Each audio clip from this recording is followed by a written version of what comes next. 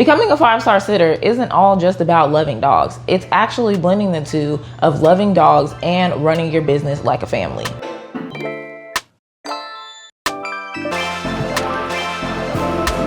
Hey, it's your dog's new bestie, Shara, and welcome back to my channel. This is day 2 of Dogtober. It's October 2nd, 2025. If you're new here and if you like all things dogs, if you're thinking about becoming a dog owner, go ahead and hit that subscribe button. This entire month of October, I'm gonna be sharing with you all my life as the top-rated dog sitter here in Dallas. Becoming a 5-star top-rated sitter has been a journey for me. I started dog sitting back in 2019, and as we learned yesterday, my dog Caleb was the motivation behind why I even got on Rover. But today, I want to share with you the 5 tips that I feel have given me the most success in becoming a 5-star rated sitter here in Dallas. In addition to the 5 tips of what it took for me to become a 5-star rated sitter, literally my first clients, and I'll give you $1 million if you can guess the breed of the dog.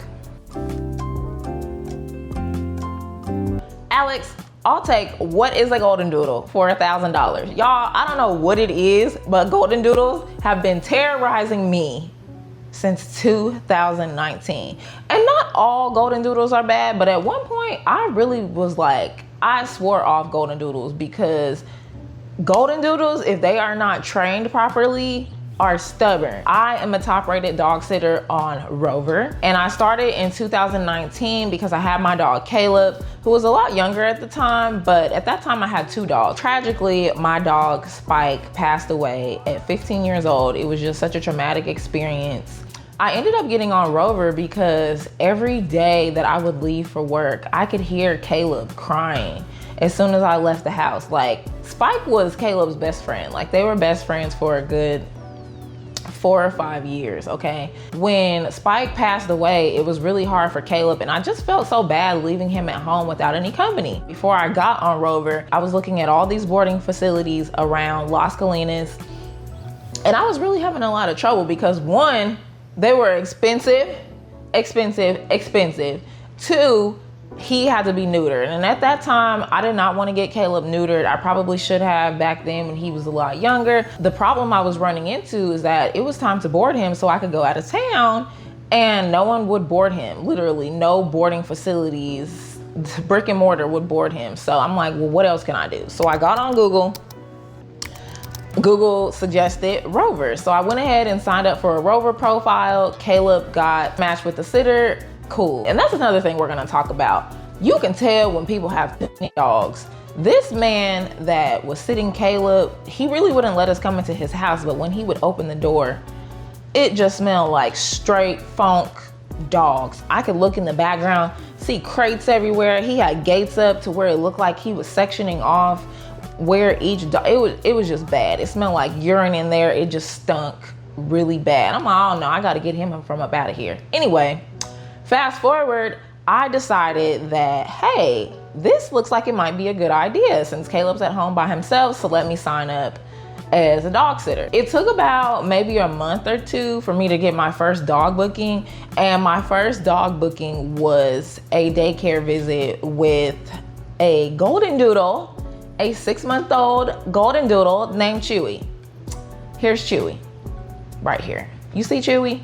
He did very well posing for me, and I actually had a great time because what I ended up doing was printing out pictures and giving it to his dog mom when they came to get him, so they really loved that. But while Chewy was at the house, for the short amount of time that Chewy was at the house, at the time my daughter may have been maybe 6 months old, and you know Golden-doodles love to chew stuff they should not be chewing. Look, sir's chewing something right now. Come here, sir. See what I mean? Golden-doodles, see how they just they can't escape me. Golden-doodles don't escape me ever. Anyway, so I'm at the house with my daughter and Chewy because Chewy's only supposed to be at my house for maybe 8 hours for daycare. And I was nursing my daughter in my arms. Up walks Chewy with his happy little self and decides that he thinks my daughter, who has straight up black girl hair that was in some little ponytails, he decides that he thinks it's a toy. So he literally starts chewing on my daughter's hair. I don't know what made them name that boy Chewy, but at that moment, I knew right then I was not a fan of Goldendoodles. That was 2019. So I have really grown to love Goldendoodles. Like, this is my boy, Sir. He's a little over 1 year old. He is actually a micro Goldendoodle. Chewy was, I don't know, maybe the standard Goldendoodle, but Sir is really good. He loves both of my kids. He comes over for daycare about 3 days a week, and he's super sweet. I've just built relationships with a lot of Goldendoodle parents who trust me. For the past 5 years, I have spent a lot of my time getting to know Goldendoodles, their patterns, their behaviors, what they like, what they don't like, how to best deal with them, how to get them to listen. So I think I'm in a good place now to be able to handle most Goldendoodles, unless they have diarrhea, okay? Because their stomachs are so sensitive, okay? Anyway, let's get into my top 5 tips for becoming a 5-star rated sitter on Rover.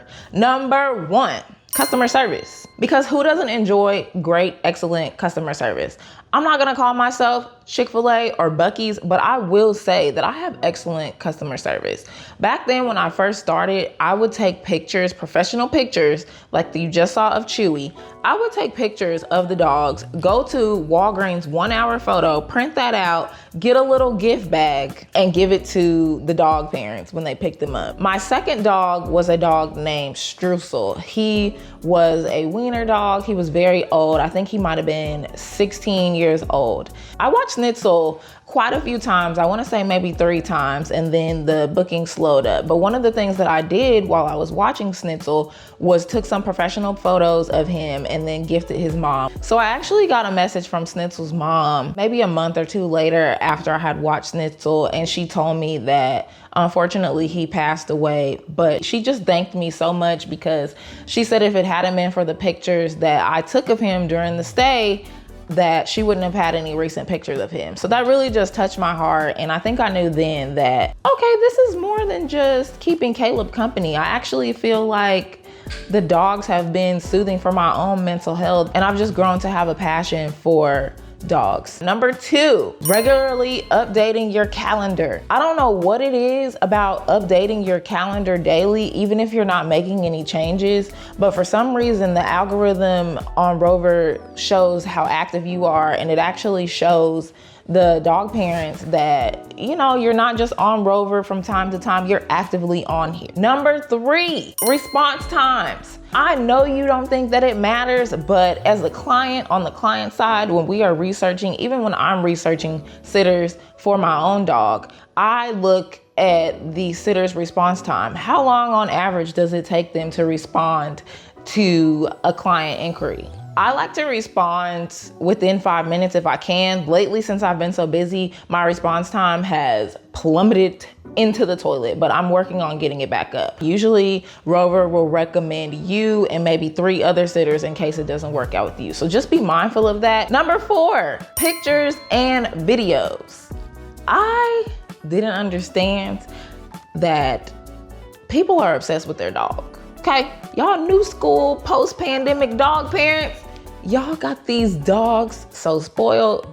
I was not from the hood, but I honestly feel like Caleb is a hood dog because I don't treat him as well as you all treat them now. So people are literally obsessed with their dogs. The more photos and videos, the better. Send those pictures and videos. If you're really busy, I would say at least send pictures 3 times a day, okay? Morning, noon, and night. Check in with them, let them know the dog is doing good. They love the videos, show them having fun, show yourself interacting with them, petting them, just having a good time with the dog, taking them on walks, because people want to know that their dog is well cared for while they are in your care. My last tip, optimizing your profile. Now, if you need chat to give you a little help with that, I would advise doing that, but optimize your profile for the clients that you want.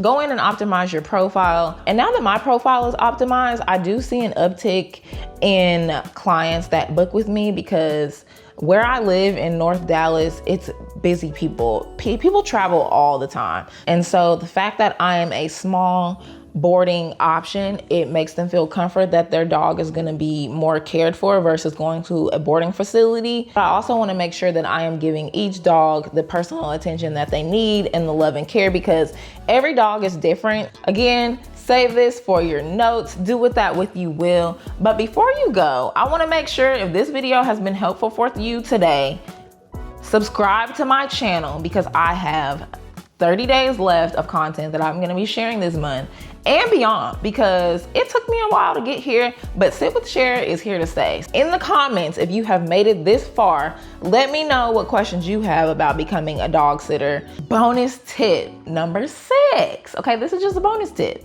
If you are new to Rover or any of these other apps, WAG and the other dog boarding, dog walking services, reviews, verified reviews go a long way, okay? Because you used to not be able to tell if the review came from a verified stay or if it was just someone, a sitter, getting their friends to review the stay. But now Rover has made it to where you can tell if it's a verified stay, because it will say verified stay at the top of the review. So that way you know that this review came from a real person who sent their very real dog to this sitter, and you can read for yourself. But I would say just do the best you can with your customer service if you're interested in becoming a dog sitter, because this industry is not going anywhere. Dog care, especially intimate dog care, is not going anywhere. It's only getting bigger. If you're new here, I hope that you found this video useful.